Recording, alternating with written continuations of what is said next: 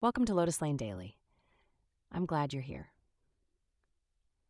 Today's wisdom is for anyone going through something hard.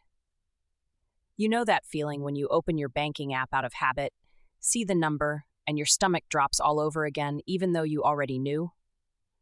When the word bankruptcy is no longer something that happens to other people, but a thing that has your name attached to it, in documents, in your inbox, in the quiet shame you carry into every room.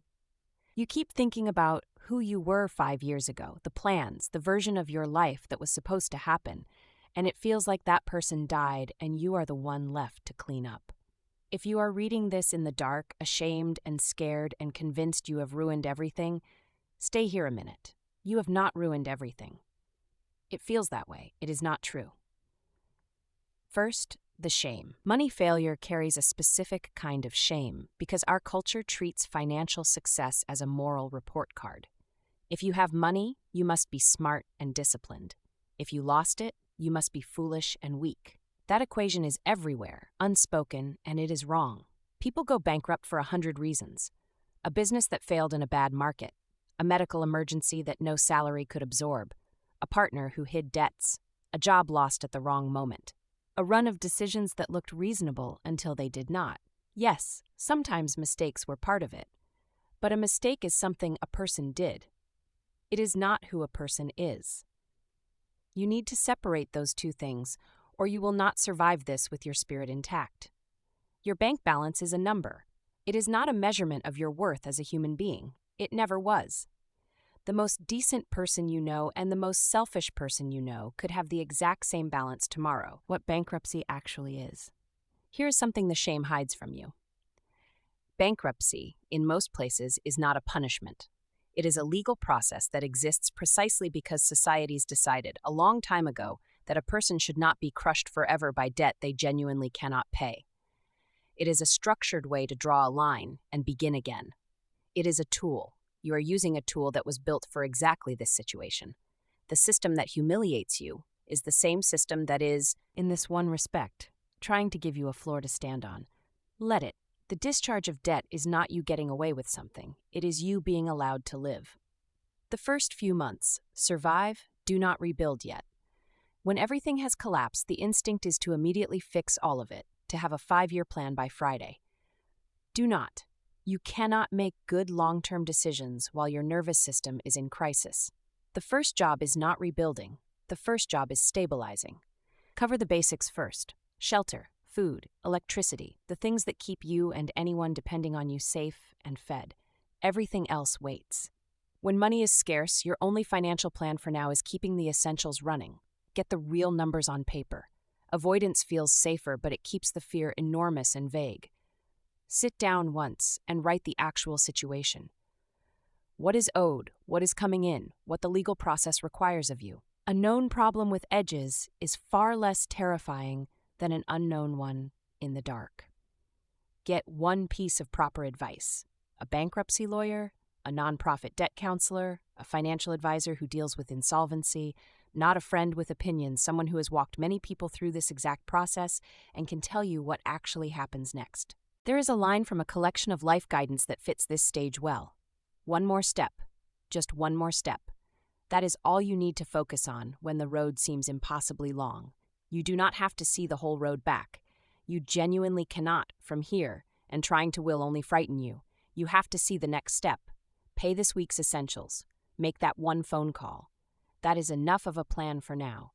Rebuilding money, slowly and on purpose. When the immediate crisis settles, rebuilding begins. It is slow. It is unglamorous.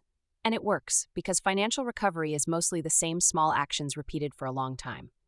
Build a tiny buffer before anything else, not a grand emergency fund, a small one. Even a modest cushion changes how it feels to be alive because it means the next small surprise does not become the next disaster. Start with whatever you can, however small. The habit matters more than the size. Rebuild credit deliberately and patiently. After bankruptcy, your credit is damaged, not destroyed forever. It recovers through ordinary, boring, on-time behavior over a few years. A secured card used lightly and paid in full. Bills paid on the day they are due. The story your credit tells will slowly change because your behavior changed. Watch what you can control and ignore the rest. You cannot control the past or the economy. You can control whether you spend less than you earn this month, whether you open the letters, whether you keep showing up. Pour your energy there. On the value of small repeated effort, the same guidance puts it plainly. Small daily actions compound into great achievements over time. Never underestimate the power of consistent daily effort. The fortune you lost may have felt like it vanished overnight. The fortune you rebuild will not arrive overnight, and that is actually good news because slow money built on steady habits tends to be far more stable than money that came fast. Who you become on the way back. Here is something people who have been through this say years later, and they are not saying it to be brave. The person who rebuilds after a collapse is often steadier, wiser, and harder to frighten than the person who never fell.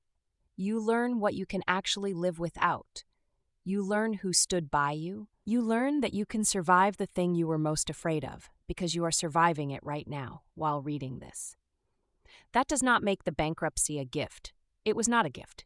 It hurt and it cost you real things, and you are allowed to grieve them. But the experience is not wasted. It is becoming part of a steadier, clearer person, and that person is the one who gets to build the next chapter. One honest thing before you sleep. The number is low. The shame is heavy. The future feels foggy. All of that is real, and pretending otherwise would be useless to you. But you are still here. You are still thinking, still searching, still trying to find a way forward at 2 a.m. instead of giving up. That part of you, the part that refused to stop, is the most valuable asset you own, and no court and no creditor and no failed venture can take it from you. You are not starting from nothing.